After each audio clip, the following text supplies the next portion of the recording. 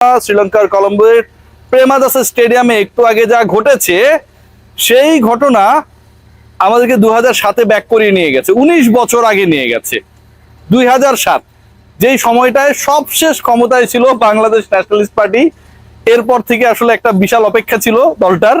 এবং একইভাবে ওই বিএনপির জয়ের সাথে আমার কাছে কেন যেন মনে হয় যে জিম্বাবুয়ের লাস্ট যে অস্ট্রেলিয়ার বিপক্ষে বিশ্বকাপের উইন, সেটা খুব সামঞ্জস্যপূর্ণ যে এরপরে আর তারা অস্ট্রেলিয়াকে হারাতে পারেনি টি-20 ফরম্যাটে।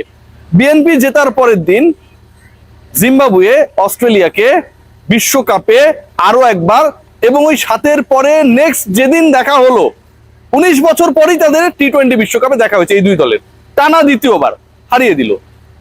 আজকে যখন দর্শকরা বের হচ্ছিলেন, আমার যারা সহকর্মী রয়েছেন তারা বললেন যে একটা দারুণ সঙ্গীত তৈরি হয়েছে, তারা গান গাইছিল, এ মুজারাবানি এ মারুমানি, এ মুজারাবানি এ মারুমানি। মানে মারুমানি মানে হচ্ছে তাদের ব্যাটার, সে 35 রান করেছে 21 বলে, আর এ মুজারাবানি সে আবার হচ্ছে তার ক্যারিয়ার বেস্ট বল করেছে, 4টা উইকেট নিয়েছে। এবং আজকে এ মুজারাবানি 100 উইকেট টি-20 ক্যারিয়ারের অর্জন করেছে। অসাধারণ একটা অবস্থা। এবং এই যে এ মুজারাবানি এবং এ মারুমানি যারা এই গানটা গাইছিল, তাদেরকে যখন জিজ্ঞেস করা হয়েছে যে তোমরা তো সেকেন্ড রাউন্ডে চলে যাচ্ছ, তাহলে 2 আউট অফ 2, এরপরে যে 2টা ম্যাচ রয়েছে শ্রীলঙ্কার বিপক্ষে, আয়ারল্যান্ডের বিপক্ষে, তোমরা কতটা হোপফুল? তারা রীতিমতো খেপে গেছে যে কিসের 2 আউট অফ 2, আমরা ফাইনাল খেলতে চাই। শ্রীলঙ্কাকে আমরা গুনি না, অস্ট্রেলিয়াকে হারিয়ে দিয়েছি। ডেফিনেটলি একটা দল যদি অস্ট্রেলিয়াকে এভাবে হেসে খেলে হারায়, 20 ওভারও খেলতে দিল না, মুজারাবানি 17 রানে 4 উইকেট নিল, মারুমানি এবং অন্য ক্রিকেটাররা ব্যাট হাতে জ্বলে উঠলো, এবং শেষ পর্যন্ত 23 রানের মানে অনেক বড় উইন এটা বলতে পারি। টি-20 ফরম্যাটে আপনি 146-এর মধ্যে অস্ট্রেলিয়াকে আটকে ফেললেন।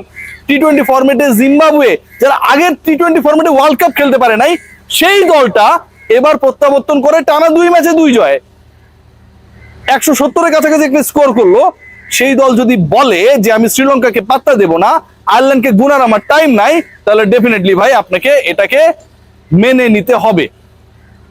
ফেসবুক দেখছিলাম গতকাল থেকেই, যেহেতু আমি স্পোর্টস কাজ করি, ফেসবুকে অস্ট্রেলিয়া জিতবে, অস্ট্রেলিয়া ভালো করবে, এরকম একটা বিশাল আলোচনা ছিল বাংলাদেশের রাজনীতির মতো।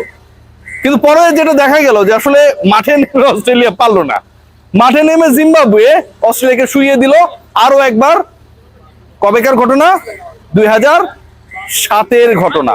সেই 7-এর পরে 19 বছর পর আরো একটা বিশ্বকাপে আরো একবার জিম্বাবুয়ে অস্ট্রেলিয়াকে হারিয়ে এখন ফাইনালে চোখ দেখছে। কেন এত আলোচনা?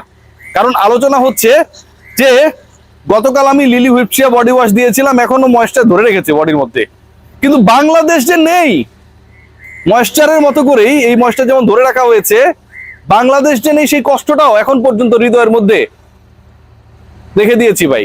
জিম্বাবুয়ে যখন জিততে পারে, অস্ট্রেলিয়াকে হারিয়ে দেয়, যখন নেপালের বিপক্ষে ইংল্যান্ড অলমোস্ট খাবি খাচ্ছিল, ঠিক তখন ইংল্যান্ডের গ্রুপে অথবা আয়ারল্যান্ডের গ্রুপ পরিবর্তন হয়ে যদি বাংলাদেশ বি গ্রুপে চলে আসতো, এই বাংলাদেশি ওয়ার্ল্ড কাপটা অন্যরকম হতে পারতো। আজকে ইন্ডিয়ান এক জার্নালিস্ট বলেছে তোমাদের আসিফ নজরুলের কি হবে। আমরা যদিও এই ব্যাপারে ভাবছি না, বাট আলোচনা কিন্তু হচ্ছে।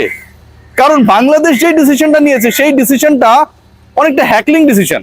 রাস্তার মধ্যে টেসলা চলে না, আপনারা দেখবেন কখন ব্রেক করে, কখন গতি বাড়ায়, কখন কোনো একটা মাইক্রোবাসের সাথে লাগিয়ে দিয়ে টেসলা ড্রাইভার বলে আমি গরিব মানুষ, যে কারণে লাগিয়ে দিয়েছি। বাংলাদেশের ক্রিকেটের ক্ষেত্রে বৈশ্বিক আসরে খেলা না খেলার ডিসিশনটা অনেকটা যেন টেসলা ড্রাইভারের মতো কনভিনসিং ছিল না।